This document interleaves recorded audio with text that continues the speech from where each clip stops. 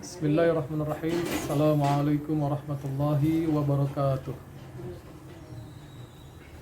Alhamdulillahi rabbil alamin. Wassalatu wassalamu ala asyrafil anbiya wal mursalin wa ala alihi wa sahbihi ajma'in, amma ba'du.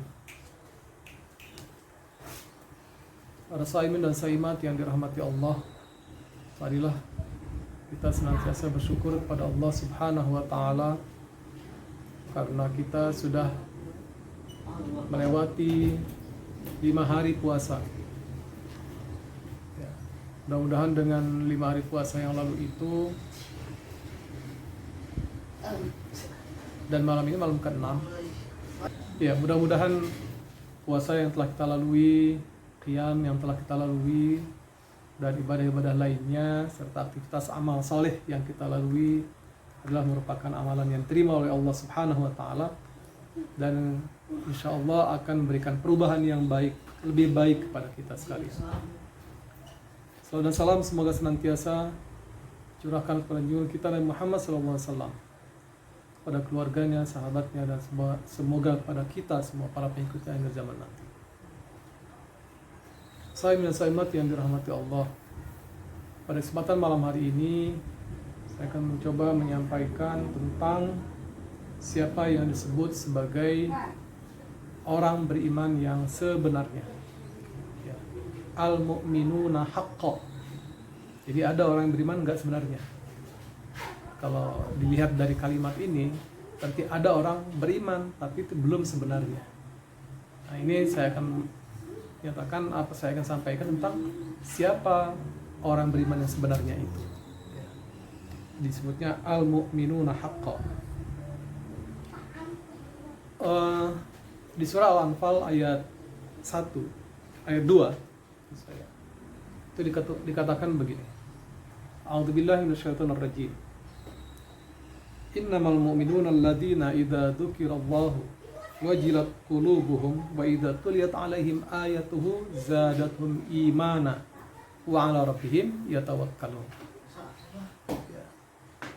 Sungguhnya artinya gitu ya, innama sesungguhnya. Jadi kalau diawali dengan perkataan innama atau kalimat kata-kata innama itu menunjukkan pentingnya hal ini ya, karena pengertiannya adalah sesungguhnya hanya saja, sesungguhnya hanya saja gitu. Innama, orang yang beriman yang sebenarnya, orang yang beriman itu adalah mereka yang apabila disebut nama Allah gemetar hatinya.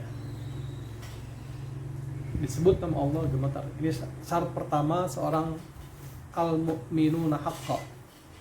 Ya, ciri pertama seorang al-mu'minuna haqqa, yaitu apabila disebut nama Allah bergetar hatinya.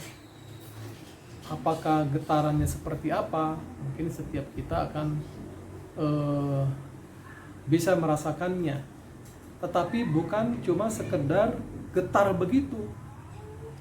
Getarannya itu memberikan pengaruh pada kita.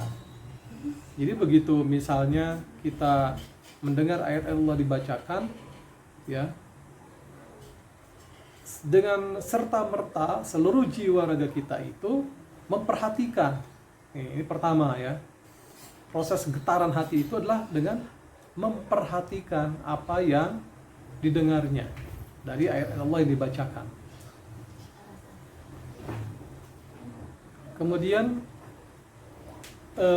setelah dia sungguh-sungguh mendengarkan dari pengaruh getaran hatinya itu, lalu dia mencoba meresapi apa yang didengarnya itu.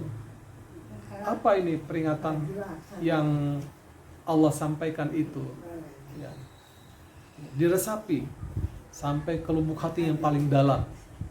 Itulah sebabnya kemudian, karena Al-Quran ini bukan bahasa kita ya, dia adalah bahasa Arab, atau orang juga banyak menyebutnya sebagai bahasa Al-Quran, bahasa spesial ya, bahasa Allah, bahasa surga lah.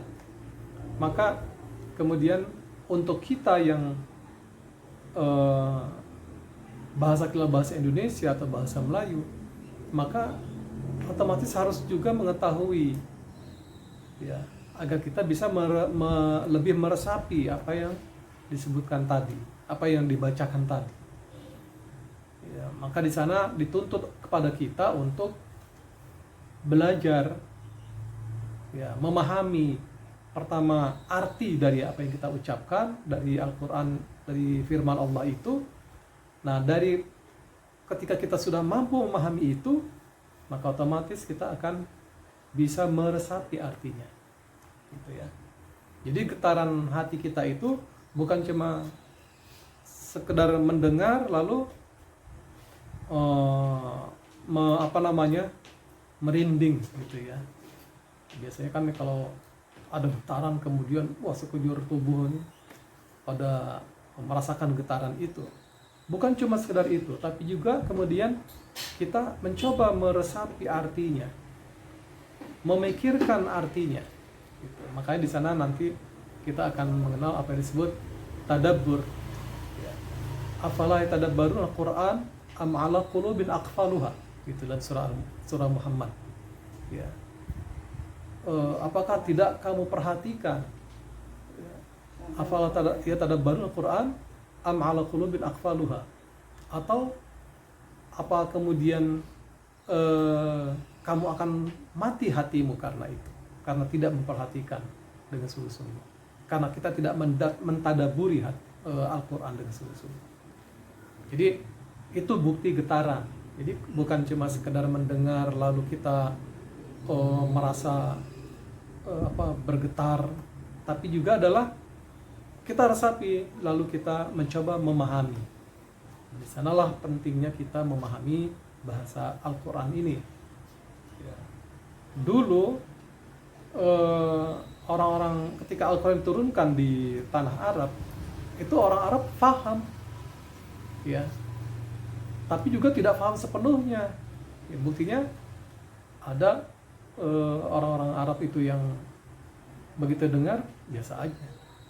Tapi kalau Allah menghendaki untuk masuknya hidayah kepada seseorang, maka dia begitu mendengar lalu tersentuh hatinya, apalagi itu bahasanya, gitu ya.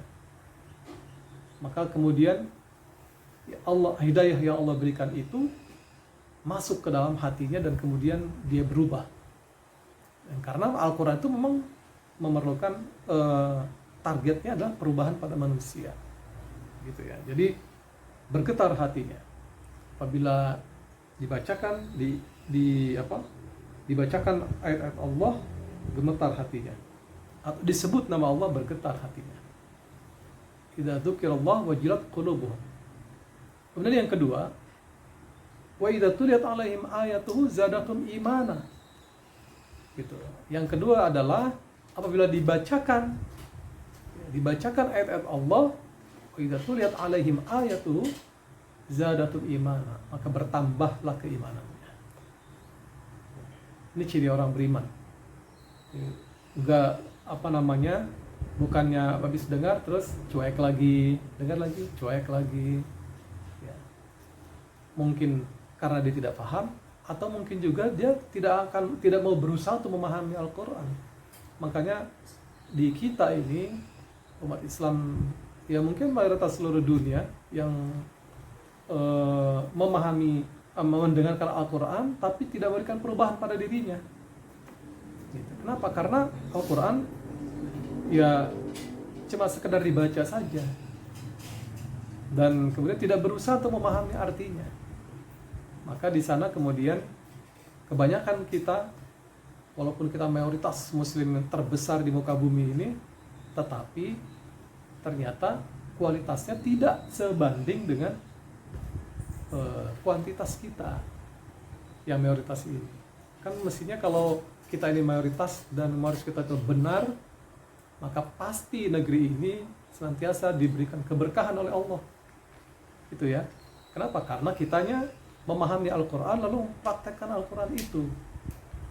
Jadi kalau sekarang kita pada kondisi meskipun mayoritas tapi tidak berperan dengan sepenuhnya untuk mengatur negeri ini, ya itu persoalan serius.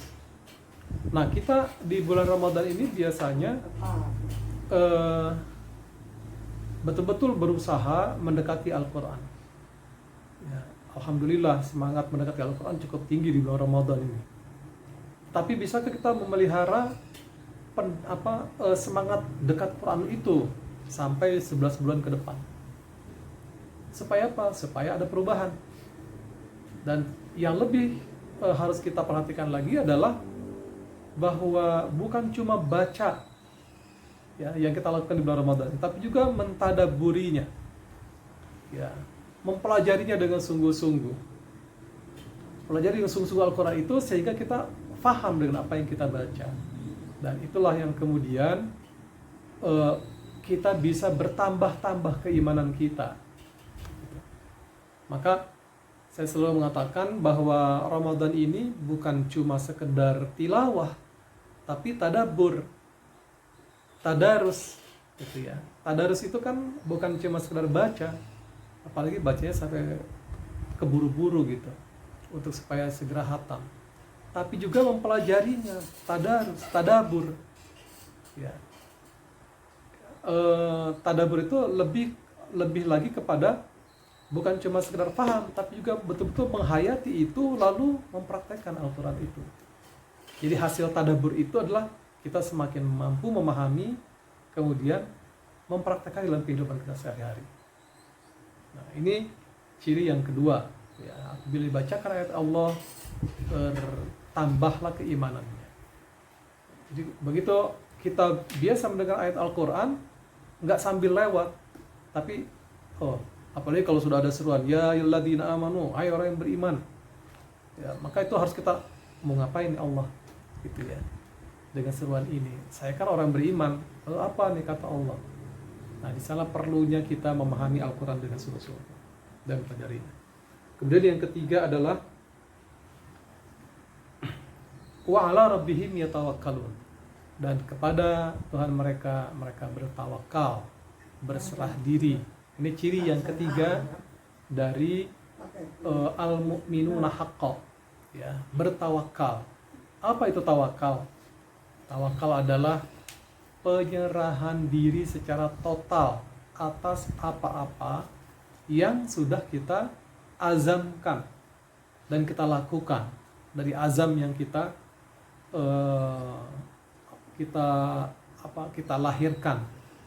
Jadi kalau kita sudah berazam pada sesuatu, maka kemudian kita bertawakal kepada Allah. Kita ingin melakukan sesuatu, sempurnakan kita lakukannya, ya, melakukan pekerjaan itu lalu bertawakal kepada Allah. Jadi tidak bisa kita ingin melakukan sesuatu baik tapi setengah-setengah atau tidak sepenuh hati, maka nggak mungkin kemudian kita langsung saja ya udah terserah Allah dah bagaimana. Bukan begitu. Jadi tawakal itu harus diiringi dengan usaha yang optimal, ya, maksimal kita berusaha, optimal kita berusaha.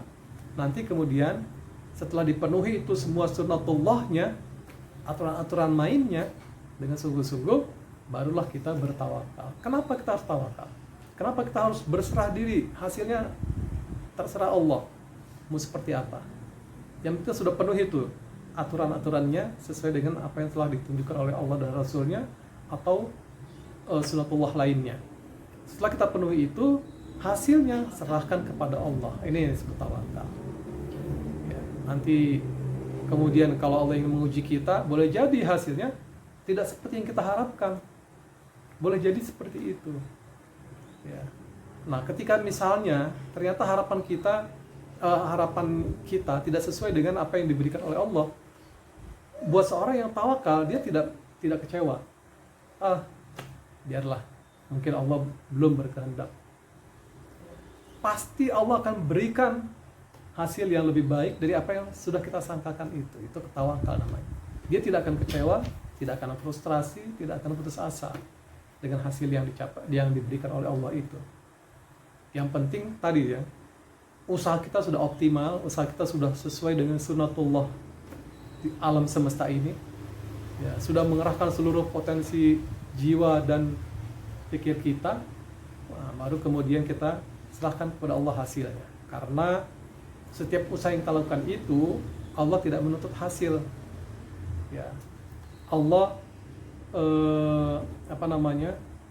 melihat proses yang kita tempuh, prosesnya benar apa enggak. Kalau enggak benar, ya pasti nanti hasilnya akan. Tapi kalau misalnya sudah benar, namun hasilnya ternyata tidak sesuai dengan apa yang kita inginkan, tetaplah bersangka baik kepada Allah. Di situ tawakal namanya. Ya, saya kira inilah 3 hal yang mudah-mudahan kita bisa resapi, kita pahami, dan kemudian kita amalkan. Mudah-mudahan dengan demikian kita adalah seorang yang disebut mukmin yang sebenarnya. Mudah-mudahan ada manfaatnya. Subhanakallahumma bihamdika asyhadu an la ilaha illa anta astaghfiruka wa atubu ilaik. Assalamualaikum warahmatullahi wabarakatuh. Waalaikumsalam.